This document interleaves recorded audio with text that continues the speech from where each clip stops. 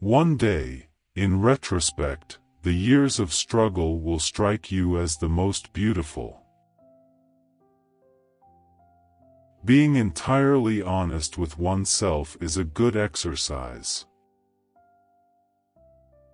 Most people do not really want freedom, because freedom involves responsibility, and most people are frightened of responsibility. Unexpressed emotions will never die. They are buried alive and will come forth later in uglier ways.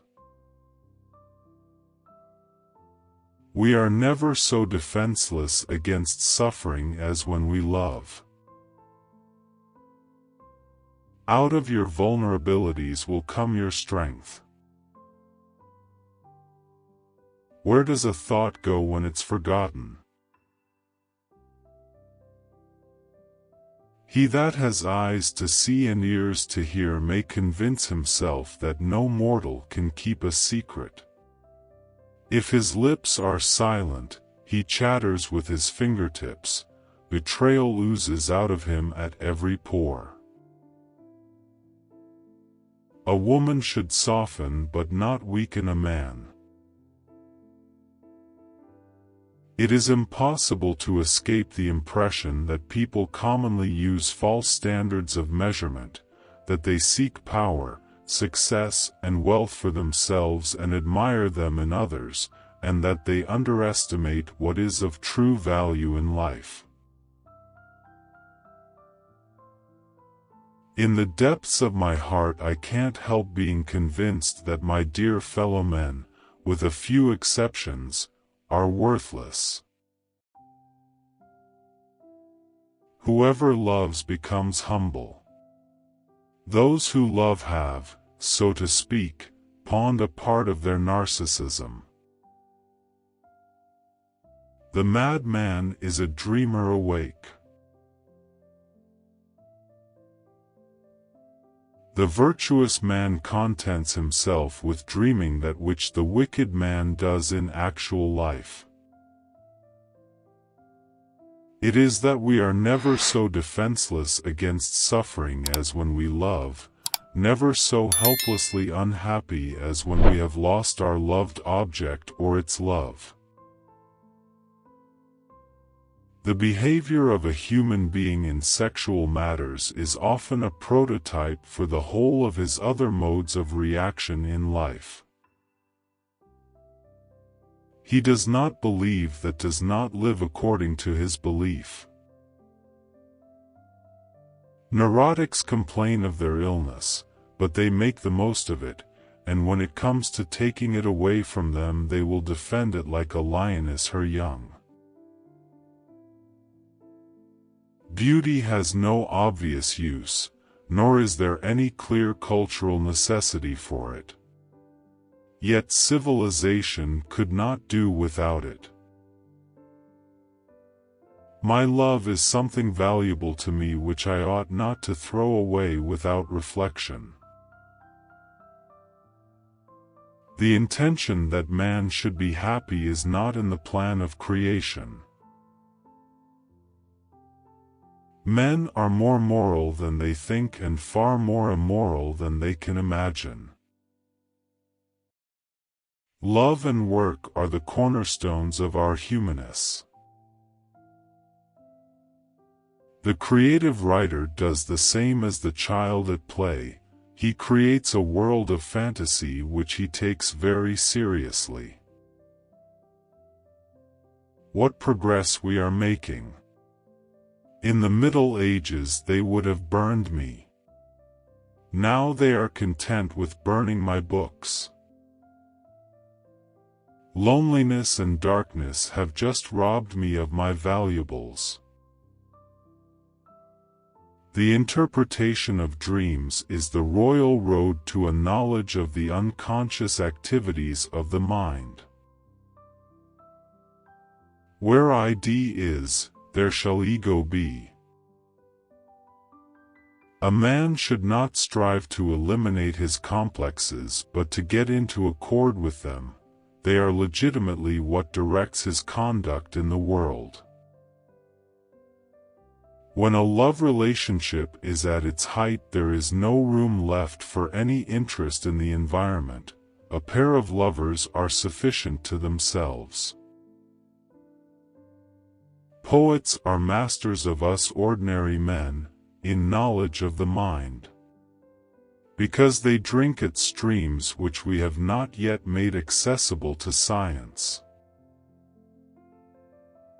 How bold one gets when one is sure of being loved. The ego is not master in its own house. Neurosis is the inability to tolerate ambiguity.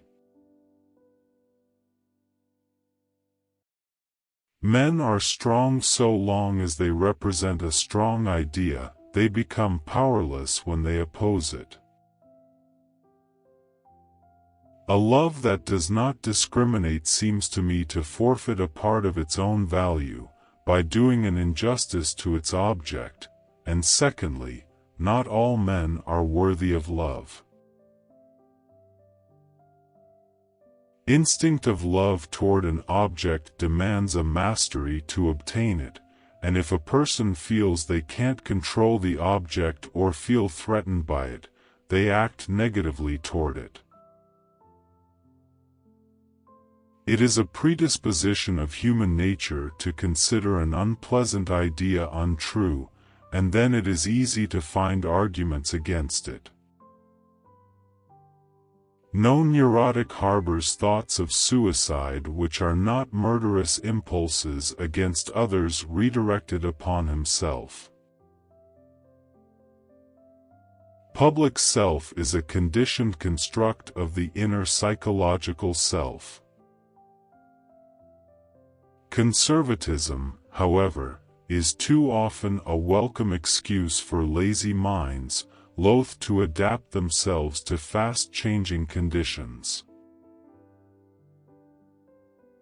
Love in the form of longing and deprivation lowers the self-regard.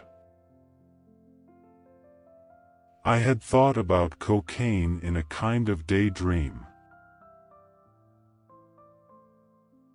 The dream is the liberation of the spirit from the pressure of external nature, a detachment of the soul from the fetters of matter. You wanted to kill your father in order to be your father yourself. Now you are your father, but a dead father. We are so constituted that we can gain intense pleasure only from the contrast, and only very little from the condition itself.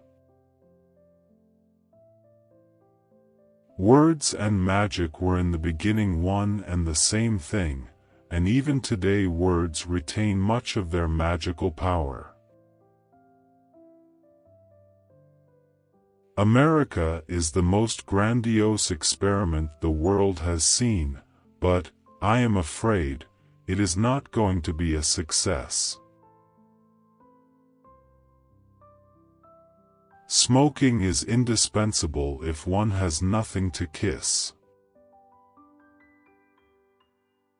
In mourning it is the world which has become poor and empty, in melancholia it is the ego itself. Civilized society is perpetually menaced with disintegration through this primary hostility of men towards one another. Anatomy is destiny. It is impossible to overlook the extent to which civilization is built up upon a renunciation of instinct. Time spent with cats is never wasted. Where such men love they have no desire, and where they desire they cannot love. Everyone owes nature a death. He who knows how to wait need make no concessions. I never want to belong to any club that would have someone like me as a member. Dream is the dreamer's own psychical act.